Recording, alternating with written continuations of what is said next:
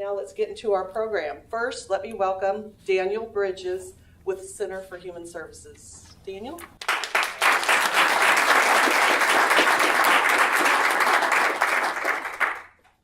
All right, thank you all for having us. We really appreciate this opportunity. As Angie said, my name is Dan Bridges with the Center for Human Services. I'm a program manager over there, and this is our business developer, Lance Dorrell. So what we're going to do today is take a few minutes of your time and talk a little bit about what we have to offer the entrepreneurs in the audience and friends and family that you may have that are seeking employment. So many of you all know about the Center for Human Services. We've been around for 60 plus years.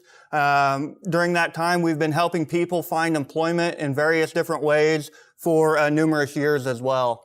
What a lot of you may not know is that currently in our workforce in the nation, 25% or 1 in 4 people have a diagnosed or undiagnosed disability. So this is not something new that we're talking about. We're just talking about assisting folks that are already in the workforce or looking to re-enter the workforce.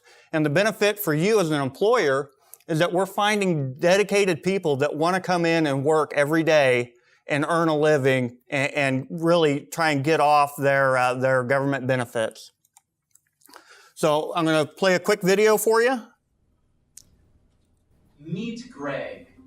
Greg is 23 years old and lives with a disability as a result of a car accident. He is looking for work and unsure where to start, so he came to the Center for Human Services, where he met Kate, his employment specialist. They discussed his hopes and dreams and developed a plan for how to get there. Greg and Kate visited several businesses in his community, where he had the opportunity to ask questions and try several different jobs. Once he decided what type of work he liked best, he and Kate began applying for jobs. Greg and Kate met with Sharon, a benefits specialist, to make sure that he understood how working would affect his disability benefits. They also met with Lance, a business developer, who began meeting with local employers in search of a job that Greg would enjoy. Once Greg found the job he wanted, he began working at a local grocery store with the help of John, his job coach.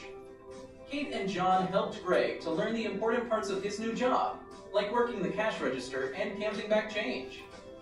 Once Greg learned the job and got to know his coworkers, John began to help less and less, and eventually Greg began working on his own.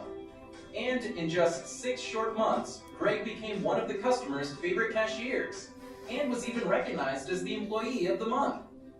If you are an employer struggling to fill a position, or if you or someone you know has a disability and would like to learn more about the employment services that are offered by the Center for Human Services, contact us today and allow us to help you reach your goals.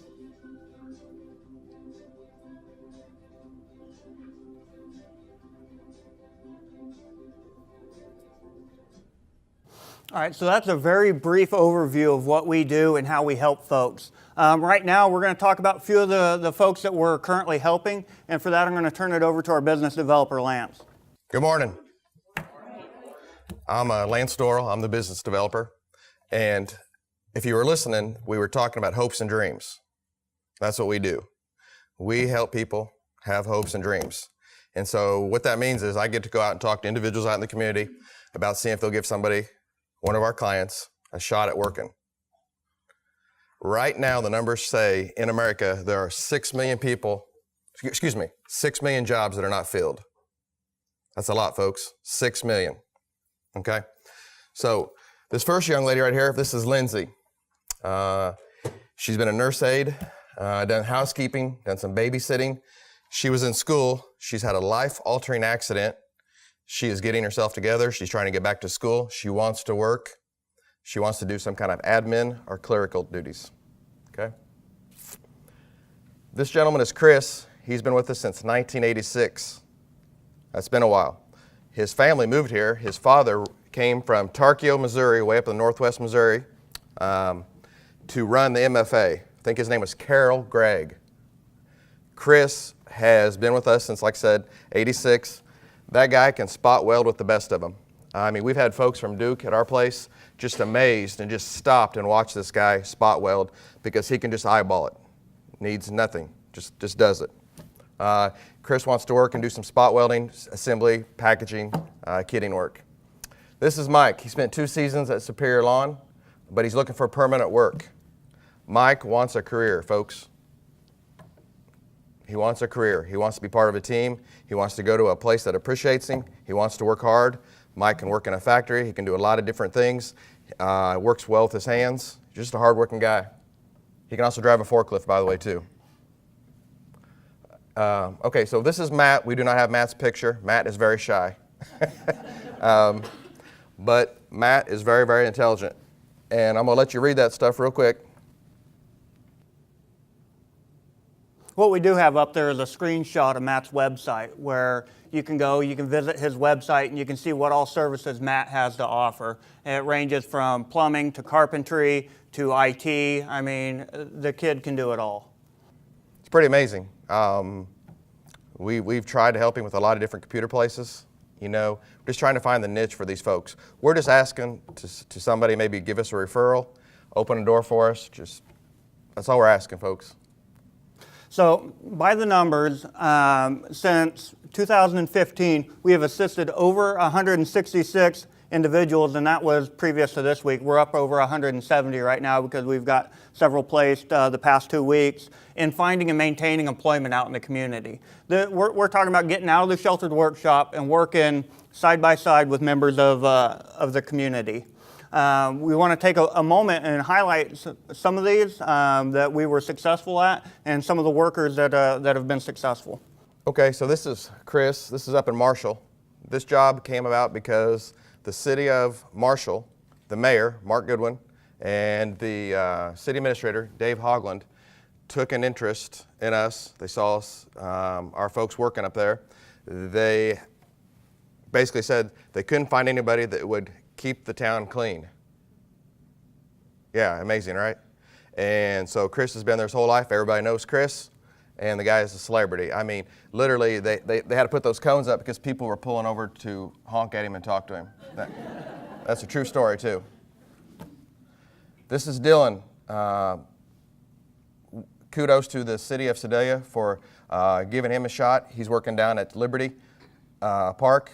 Gets the hall set up for events, working on the ball field, keeping the parks clean. Amy has kept that going. Last year, Mark started the program, Mark Hewitt. He's since retired. And if anybody knows Mark, he's a character, and it just out of the goodness of his heart, he not only hired one person, he had 2 people hired down there last year. And this is a great story. This is Adam.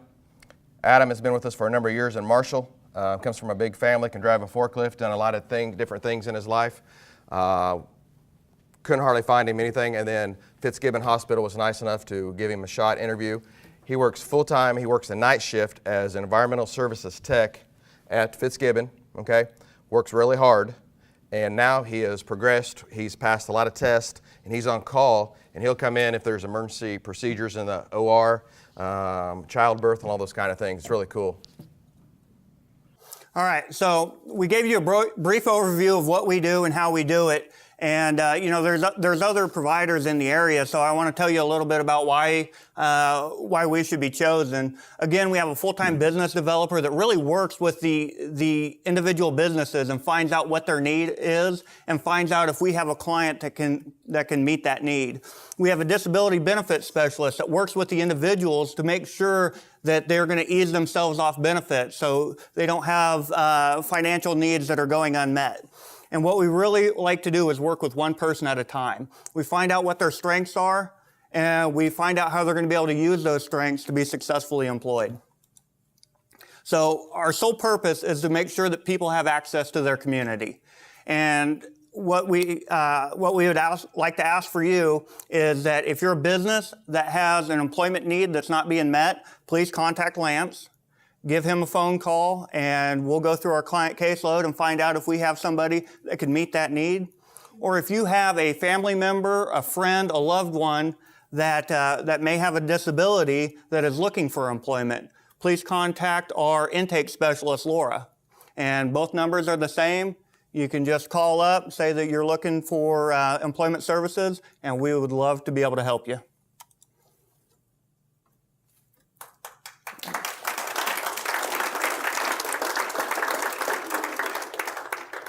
All right, now we'll open it up to any questions that you all may have. Yes, ma'am. Can you define the term disability for people as far as the types of disabilities you can or can't work with? That's a great question, Robin. We work through several different funding sources, so the term disability is very broad. I don't know if many of y'all can see, but I wear a hearing aid in my left ear. I would qualify for services through vocational rehabilitation. So when I say disability, it might mean somebody like me coming into your office looking for work. Disability could mean a physical disability, like you saw Lindsay. She uses a wheelchair for mobility purposes, so she would meet the criteria. It may be an intellectual disability. It may be a mental health issue like anxiety or ADHD, something like that. The term disability is very broad, and depending on the funding source, we can usually help somebody. We can get them connected with the right agency, whether it be vocational rehabilitation, the Department of Elementary and Secondary Education, or some other funding source, and really help them out. Does that answer your question? So along those same lines, a person does not have to be receiving disability from the government to come to you for assistance. That is correct. Yes, that's another great question. For vocational rehabilitation, sometimes that'll speed up the eligibility determination process if they come in and they say, look, I'm receiving benefits from Social Security right now, but that is not a requirement. They can have a diagnosis from their doctor, they can look at medical records, whatever it may be, and they can make the determination on that. Does that answer your question? All right, thank you. Yes, ma'am. What age do you start working with? We have a transition program, so we really start at age 16. And I have worked with individuals from age 16 all the way up to age 69. So. Can you go back to that slide? Oh, that's a great question. And what is your service territory? We saw some Marshall employers and some Sedalia employers. Yes, another great question. We serve Jackson County. We serve Johnson County, we serve Saline County, Pettis County, and Benton County. Lance will probably talk about David here in this slide a little bit to answer your question a little bit more about the age group. So David, do you know him? Okay. This young man came out of the transition program, working with high school age students who've never worked between their junior and senior years. He is an absolute character. He is brilliant. Just wanted a chance. Both parents work full-time in a business here in town, and this guy had never worked, so we worked with him on a lot of mock interview skills, working on a resume. Well, hard to put a resume together if you've never worked, right? Okay, so we needed to come up with some volunteering opportunities, and you know, David wasn't so keen on working without money. Right? Okay.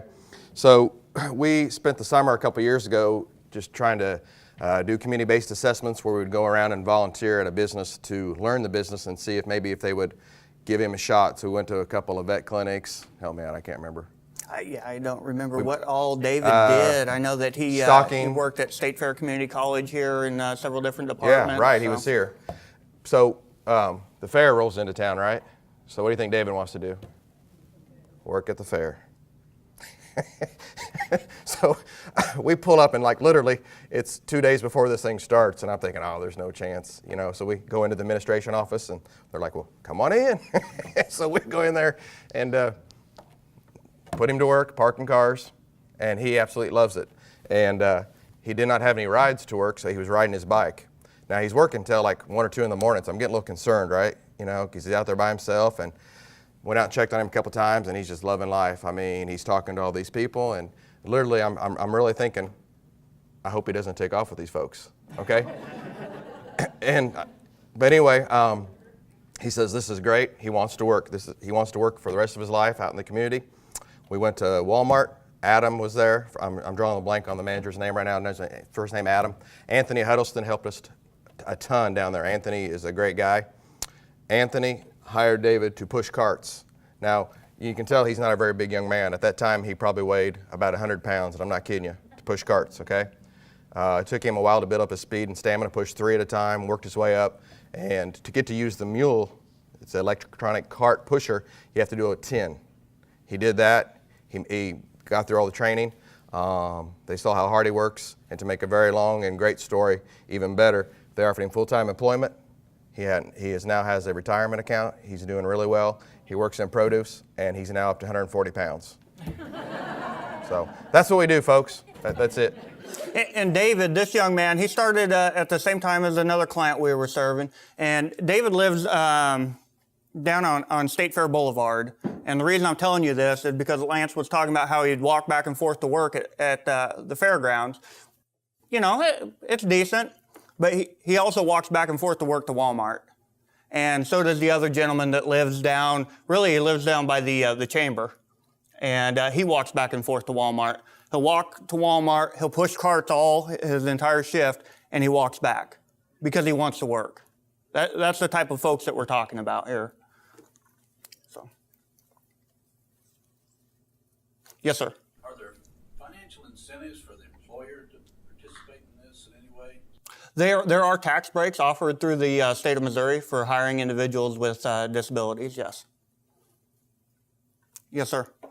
Who are some of the other companies in the region that have hired this program?